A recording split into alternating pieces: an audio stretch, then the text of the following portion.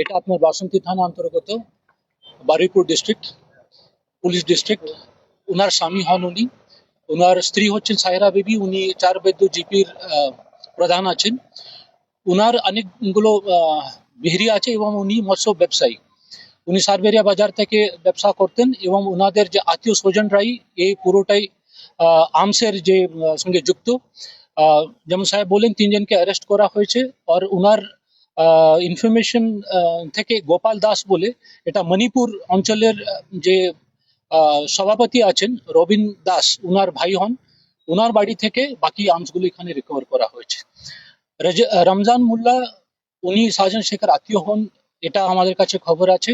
উনার কোঅর্ডিনেশনে বা এসব কিছু এখানে আর্মসের মানে হোর্ডিং বা স্টক করে রাখা হয়েছে। বাকি জায়গাতে যারা এর সঙ্গে যুক্ত আছে বা এদের সঙ্গে সম্পর্কে আছে, আমাদের রেড চলছে।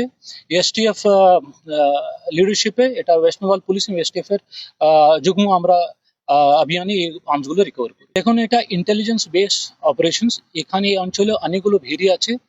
এরা আর্মসগুলো ভেরি এবং অ্যাবান্ডন্ট বাড়িগুলোতেই এরা রেখেছিল। এখন সবাই আমাদের কাছে এসে ইনফরমেশন শেয়ার করছে, ঘন ঘন ইনপুট গুলো আসছে, সেই ইনপুট অনুযায়ী আমরা অ্যাকশন নিচ্ছি এবং এই ওয়েপনগুলো উদ্ধার করার কাজটা চলছে। কাঁচরাপাড়া পলিক্লিনিক বা নাইট অ্যাঞ্জেল নার্সিং হোম কেনাকাটার একমাত্র ঠিকানা আগমনী বাসন্তী।